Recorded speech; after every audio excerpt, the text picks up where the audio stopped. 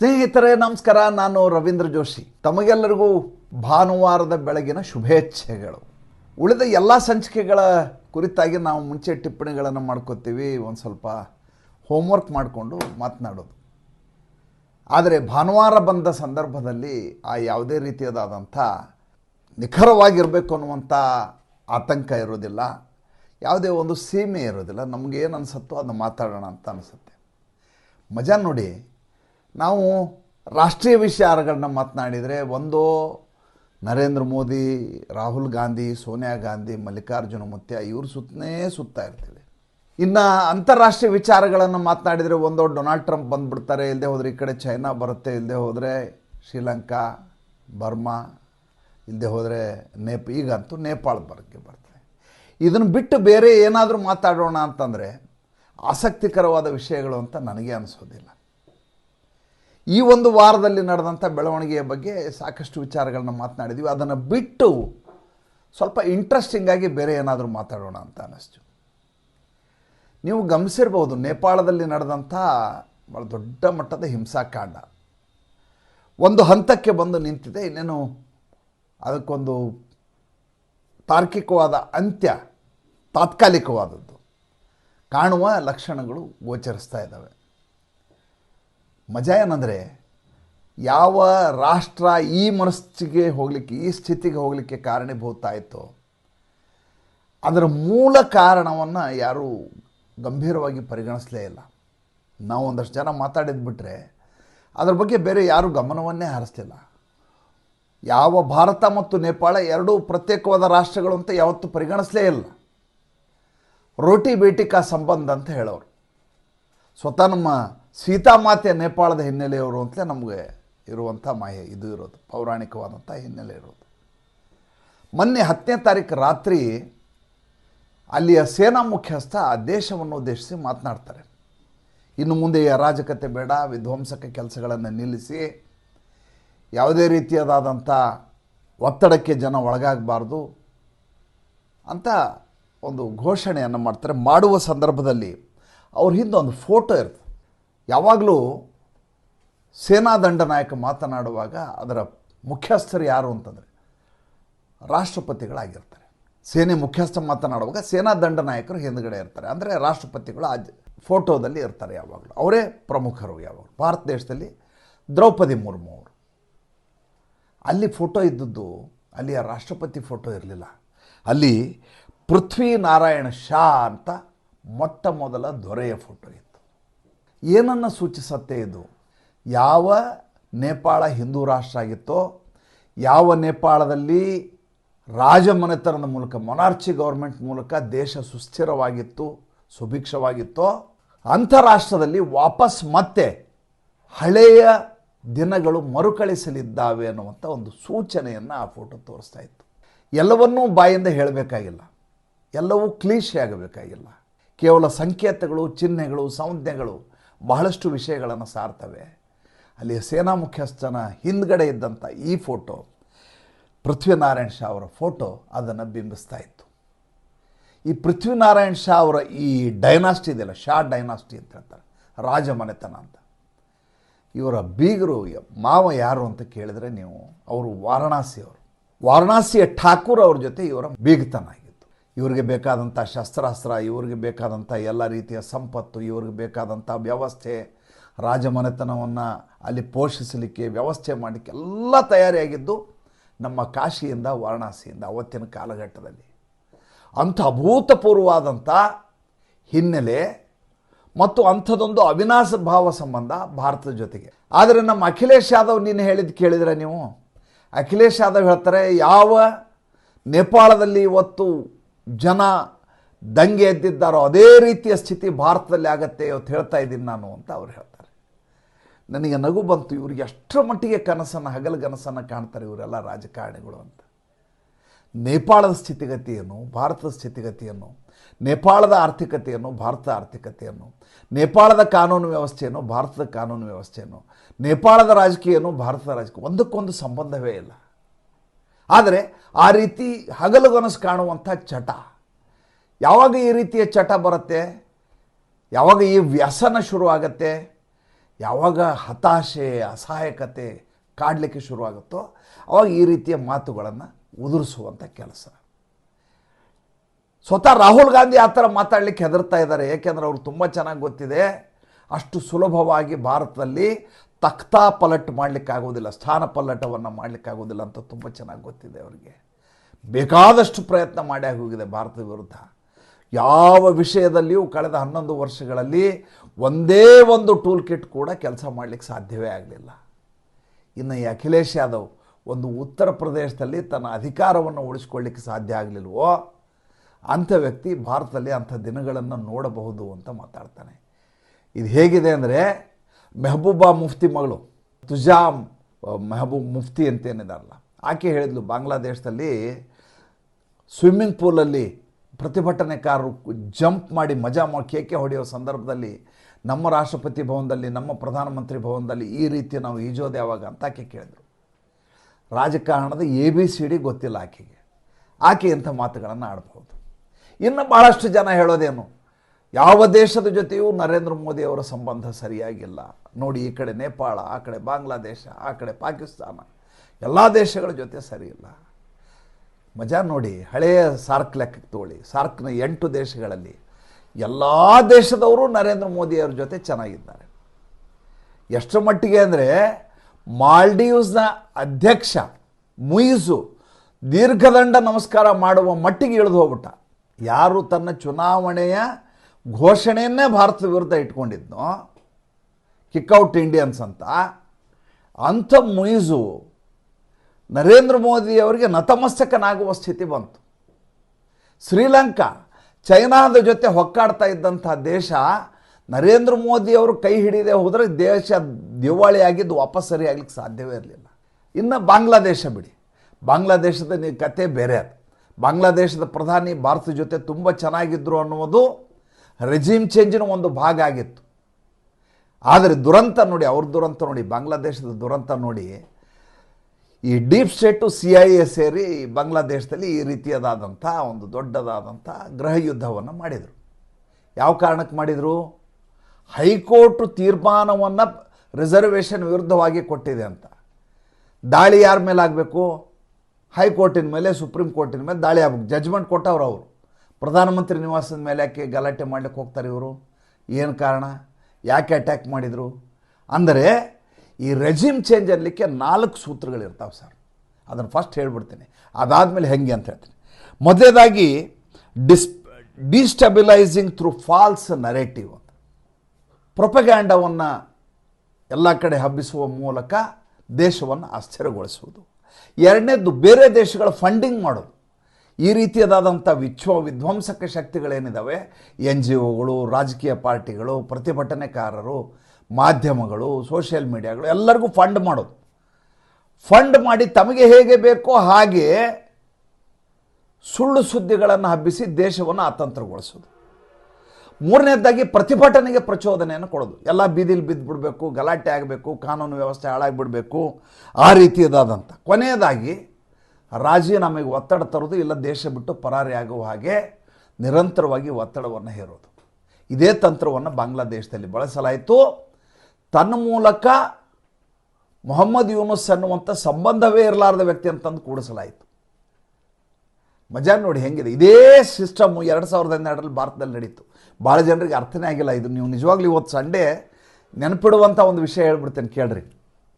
2011-12 ಸುಮಾರಿಗೆ, 12ರ ಕೊನೆ ಭಾಗಕ್ಕೆ ಭಾರತದಲ್ಲಿ ಈ ರೀತಿಯದಾದಂಥ ಒಂದು ಮೂಮೆಂಟನ್ನು ಮಾಡಿ ಅಸ್ಥಿರಗೊಳಿಸುವಂಥ ಒಂದು ದೊಡ್ಡ ತಂತ್ರ ನಡೀತು.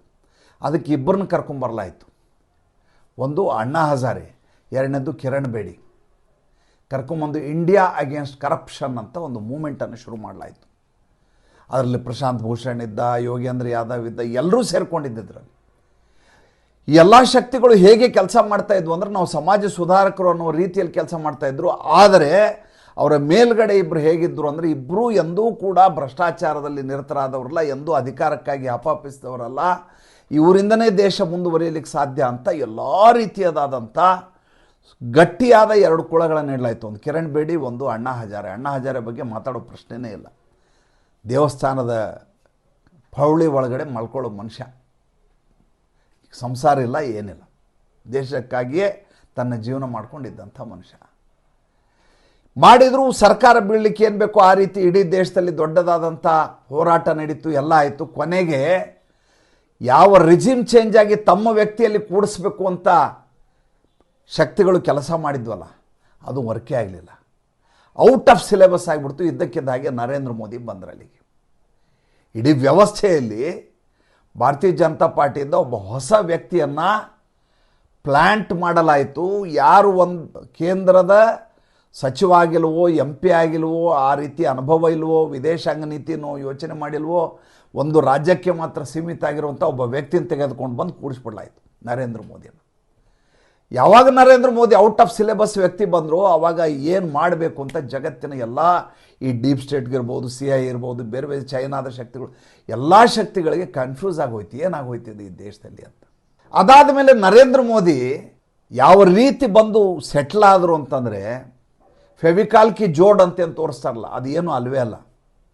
ನರೇಂದ್ರ ಮೋದಿ ಮಾತಾಡ್ಲಿಕ್ಕೆ ಶುರು ಮಾಡಿದ್ದೆ ಏನಂದರೆ 2047ಕ್ಕೆ ಈ ದೇಶ ಏನು ಅನ್ನೋದು ಮಾತಾಡೋಕ್ಕೆ ಶುರು ಮಾಡಿಬಿಟ್ರು. ಯಾವಾಗಲೂ ಒಬ್ಬ ರಾಜಕಾರಣಿ ಮಾತಾಡೋದು ತನ್ನ ಅವಧಿಯಲ್ಲಿ ತಾನು ಏನು ಕೆಲಸ ಮಾಡ್ತೀನಿ ಅನ್ನೋದ್ರ ಬಗ್ಗೆ ಮಾತಾಡ್ತಾರೆ. ನರೇಂದ್ರ ಮೋದಿ ತನ್ನ ಅವಧಿ ಅನ್ನುವ ಶಬ್ದವನ್ನು ಬಳಸ್ತೇ ಇಲ್ಲ.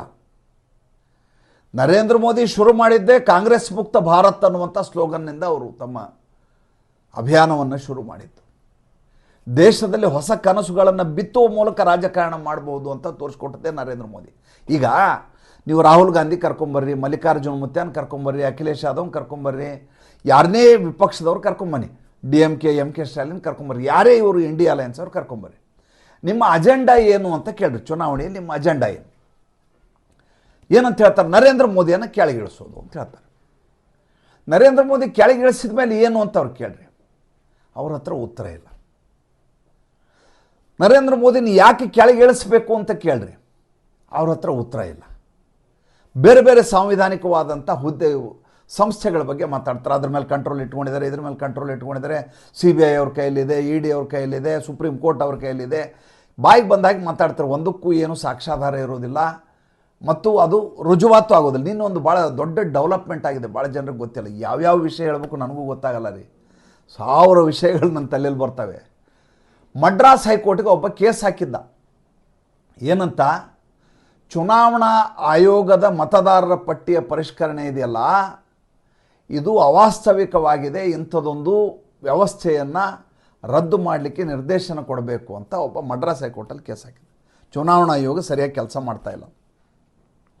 1 ಲಕ್ಷ ರೂಪಾಯಿ ಪೆನಾಲ್ಟಿ ಹಾಕಿ ಅರ್ಜಿಯನ್ನು ವಜಾ ಮಾಡಿದರು ಮಡ್ರಾಸ್ ಕೋರ್ಟಲ್ಲಿ.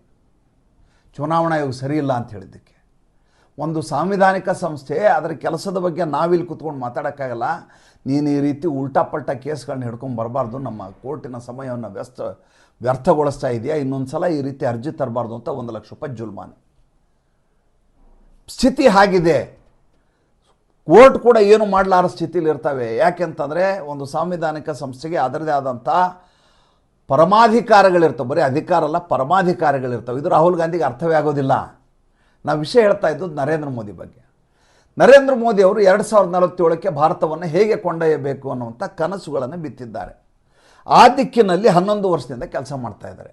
ರಸ್ತೆಗಳನ್ನ ಬದಲಿ ಮಾಡ್ತೀನಿ ಅಂತಾರೆ, ಮೆಟ್ರೋ ಟ್ರೈನ್ ತರ್ತೀನಿ ಅಂತಾರೆ, ಬುಲೆಟ್ ಟ್ರೈನ್ ತರ್ತೀನಿ ಅಂತಾರೆ, ಜನ್ಧನ್ ಯೋಜನೆ ಮೂಲಕ ಎಲ್ರಿಗೂ ಬ್ಯಾಂಕ್ ಅಕೌಂಟ್ ಮಾಡಿಕೊಡ್ತೀನಿ ಅಂತಾರೆ, ಎಲ್ಲರಿಗೂ ಕಕಸ್ ಮಾಡಿಕೊಡ್ತೀನಿ ಅಂತಾರೆ, ಎಲ್ಲರಿಗೂ ಸಂಡಾಸು, ಎಲ್ಲರಿಗೂ ಗ್ಯಾಸು, ಮನೆಗೊಂದು ಪ್ರತಿಯೊಬ್ಬರಿಗೂ ಒಂದು ಸೂರು, ಹೀಗೆ ಅವ್ರದ್ದೊಂದಿಷ್ಟು ಯೋಜನೆಗಳಿದ್ದಾವೆ. ಆ ಯೋಜನೆಗಳನ್ನ ಸಾಕಾರಗೊಳಿಸ್ತಾ ಇದ್ದಾರೆ. ಎಷ್ಟು ಸಾಧ್ಯವೋ ಅಷ್ಟು ಅವ್ರ ಮಟ್ಟಿಗೆ ಅವ್ರು ಮಾಡಿದ್ದಾರೆ. 100ಕ್ಕೆ 100 ಮಾಡಿದಾರೋ ಇಲ್ಲೋ ಅದನ್ನು ನೀವು ಹೇಳಬೇಕು. ರಾಹುಲ್ ಗಾಂಧಿ ಅಥವಾ ಈ ಅಖಿಲೇಶ್ ಯಾದವ್ ಅಥವಾ ಈ ಮಲ್ಲಿಕಾರ್ಜುನ ಮುತ್ಯ ಇವ್ರು ಯಾರಾದರೂ ಬಂದು ನೀವೇನು ಮಾಡ್ತೀರಿ ಅಂತ ಕೇಳಿದರೆ ಇವ್ರ ಹತ್ರ ಏನು ಇಲ್ವಲ್ಲ. ಯಾಕೆ ನೀವು ಚುನಾವಣೆ ನಿಂತಿದ್ದೀರಿ ಅಂತ ಕೇಳಿ ನರೇಂದ್ರ ಮೋದಿ ಅವರು ಸೋಲಿಸ್ಲಿಕ್ಕೆ ನಿಂತಿದ್ದೀವಿ ಅಂತಲೇ ಹೇಳಬೇಕೇ ವಿನಃ ಇವ್ರ ಹತ್ರ ಬೇರೆ ಅಜೆಂಡಾ ಏನೂ ಇಲ್ಲ. ಮಲ್ಲಿಕಾರ್ಜುನ ಮುತ್ಯದ ಒಂದು ಪ್ರಕರಣ ಹೇಳಿದೆ. ಮೊನ್ನೆ ಒಬ್ಬ ಪಂಜಾಬ್ ರೈತ ಹೋದ ಮಲ್ಲಿಕಾರ್ಜುನ ಮುತ್ಯನ ಹತ್ರ. ಹೋಗಿ ನನ್ನ 4 ಎಕರೆ ಜಮೀನೆಲ್ಲ ನೀರಲ್ಲಿ ಕೊಚ್ಕೊಂಡು ಹೋಯಿತು, ಎಲ್ಲ ನನ್ನ ಬೆಳೆಗಳೆಲ್ಲ ಹಾಳಾಗಿ ಹೋಗಿದೆ ಅಂತ.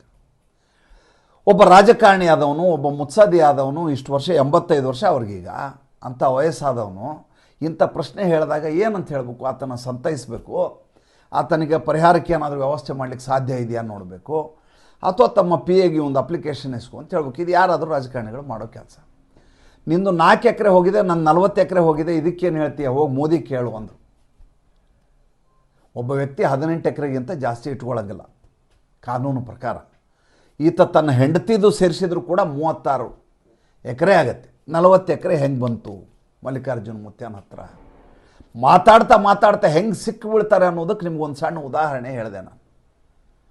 ಇದು ಈ ರೆಜಿಮ್ ಚೇಂಜ್ ಅನ್ನೋದ್ರ ಬಗ್ಗೆ ಹೇಳಿದ್ದಲ್ಲ. ಹಾಗೆ ನರೇಂದ್ರ ಮೋದಿ ಬಂದು ಕೂತ ಸಂದರ್ಭದಲ್ಲಿ ಜಗತ್ತಿನ ಯಾವ ರಾಷ್ಟ್ರಕ್ಕೂ ಏನು ಮಾಡಬೇಕು ಅಂತ ಗೊತ್ತೇ ಆಗಲಿಲ್ಲ. ಈ ರೀತಿಯಾದಂಥ ವ್ಯವಸ್ಥೆ ಆಗಿ ಹೋಗಿದೆ, ಇದನ್ನು ಅಲ್ಲಾಡಿಸ್ಲಿಕ್ಕೆ ಸಾಧ್ಯ ಆಗಲಿಲ್ಲ ಅಂತ ಎಲ್ರಿಗೂ ಗೊತ್ತಾಗೋಯ್ತು. ಈಗ ಅಮೇರಿಕೆಗೆ ಇದೇ ಸಮಸ್ಯೆ ಬಂದು ಕೂತಿದೆ. ಜಗತ್ತಿನ ಎಲ್ಲ ರಾಷ್ಟ್ರಗಳನ್ನು ನನ್ನ ತೆಕ್ಕೆಗೆ ತಗೋತೇನೆ ಅಂತ ಹುಮ್ಮಸ್ಸಿನಲ್ಲಿ ಉಮೇದಿನಲ್ಲಿ ಹೋದಂಥ ಮನುಷ್ಯ ಡೊನಾಲ್ಡ್ ಟ್ರಂಪ್. ಎಲ್ಲ ರಾಷ್ಟ್ರಗಳು ಆತನ ತೆಕ್ಕೆಗೆ ಹೋಗಲಿಲ್ಲ, ನರೇಂದ್ರ ಮೋದಿ ಹತ್ರ ನತಮಸ್ತಕ ಆದವು, ನರೇಂದ್ರ ಮೋದಿಯನ್ನು ಆಲಂಗಿಸಿಕೊಂಡು. ನರೇಂದ್ರ ಮೋದಿ ಇವತ್ತು ರಷ್ಯಾದಿಂದ ಹಿಡಿದು ಚೈನಾದಿಂದ ಹಿಡಿದು ಎಲ್ಲ ರಾಷ್ಟ್ರಗಳ ಜೊತೆ ಸಖ್ಯ ಚೆನ್ನಾಗಿ ಆಗ್ಬಿಡ್ತು ನರೇಂದ್ರ ಮೋದಿಯದು. ಏಕಾಂಗಿಯಾಗಿ ಉಳಿದವ್ರು ಯಾರು? Donald Trump. ಡೊನಾಲ್ಡ್ ಟ್ರಂಪ್ಗೆ ಈಗೇನು ದಾರಿ? ಎಲ್ಲರೂ ಎಲ್ಲಿದ್ದಾರೋ ಅಲ್ಲಿ ಹೋಗಿ ಸೇರ್ಕೋಬೇಕು ಅಂದರೆ ಫೋನ್ ಎತ್ತಲ್ಲ ನರೇಂದ್ರ ಮೋದಿ. 4 ಸಲ ಫೋನ್ ಮಾಡಿದ್ರೆ ಎತ್ತಲಿಲ್ಲ ಅಂತ ಆಸ್ಟ್ರೇಲಿಯನ್ ಪೇಪರ್ ಹೇಳಿದೆ, ನಾನಲ್ಲ.